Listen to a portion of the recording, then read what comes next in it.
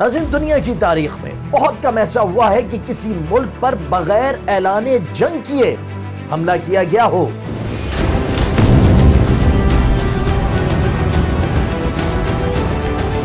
امریکہ اور اسرائیل نے باضابطہ اعلان جنگ کے بغیر نہ صرف ایران پر حملہ کیا بلکہ ان کے سپریم لیڈر سمیت اعلیٰ قیادت کو بھی نشانہ بنایا۔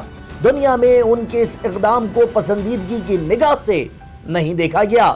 جنگ کی حالت میں بھی سیاسی قیادت کو نشانہ بنانے سے گریز کیا جاتا ہے، لیکن یہاں مرکزی ہدف ہی خامنائی تھے۔ انہیں نشانہ بنانے کے لیے ایک طویل پلاننگ کی گئی تھی۔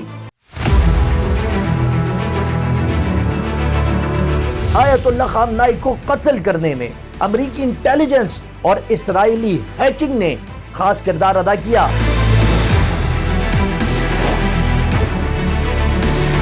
تہران کی سڑکوں پر لگے ٹریفک کیمروں نے اہداف کا براہ راست منظر پیش کیا۔ یہ کیمرے ایک بہت بڑے اور پیچیدہ نظام کا حصہ تھے۔ اس نظام نے اسرائیل کو ہدف طے کرنے والی مصنوعی ذہانت سے لیس مشین تیار کرنے میں مدد کی، جو بڑے پیمانے پر ڈیٹا پروسیس کرنے کی صلاحیت رکھتی ہے۔ ہفتے کی صبح جب امریکہ اور اسرائیل نے ایران کے خلاف ایک بڑے حملے کا آغاز کیا تو اس نظام کو استعمال میں لایا گیا۔ اسرائیل کی طرف سے خامنائی کے کمپاؤنڈ پر 30 بم مارے گئے، جس سے اندر موجود لوگوں کی اکثریت ہلاک ہو گئی۔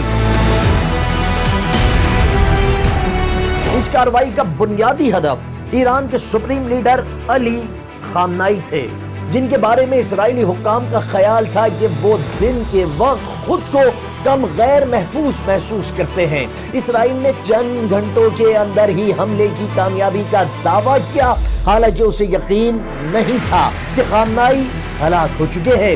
اس بات کی تصدیق اتوار کی صبح تب ہوئی جب ایران کے سرکاری میڈیا نے اس کا اعلان کیا۔ امریکہ اور اسرائیل کو امید تھی کہ اگر سپریم لیڈر کو نشانہ بنا دیا جائے تو ایران کا نظام ہل جائے گا، لوگ سڑکوں پر نکل آئیں گے، حکومت کا تختہ الٹ دیں گے اور یوں آسانی سے رجیم چینج ہو جائے گا، لیکن اس کا الٹا اثر ہوا۔ یہی لگتا ہے کہ یہ جنگ لمبی چلنے والی ہے۔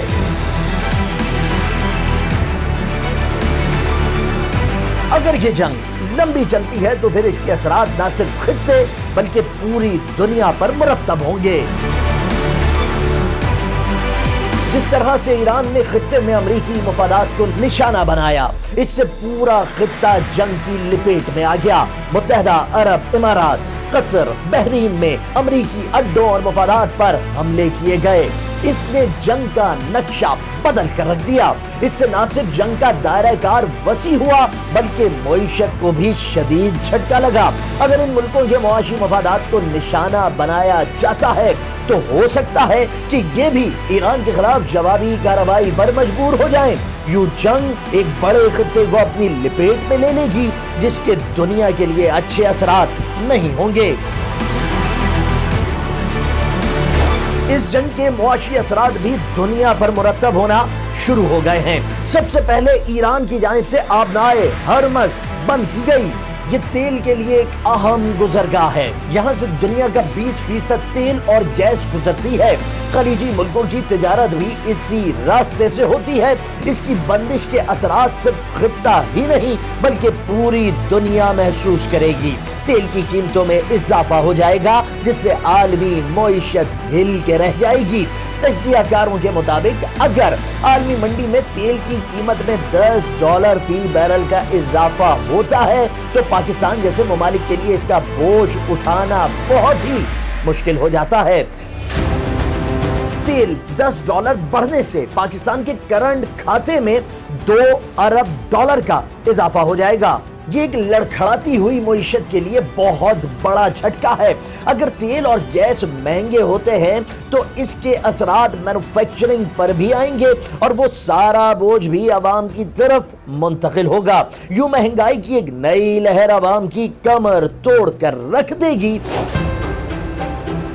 لانگ ٹرم میں یہ جنگ کسی کے بھی مفاد میں نہیں، کیونکہ جنگیں تباہی لاتی ہیں اور یہ جنگ بھی بدحالی ہی لے کر آئے گی۔ اب تک کے لیے اتنا ہی، مزید دلچسپ ویڈیوز کے لیے جڑے رہیے ڈیلی پاکستان کے ساتھ۔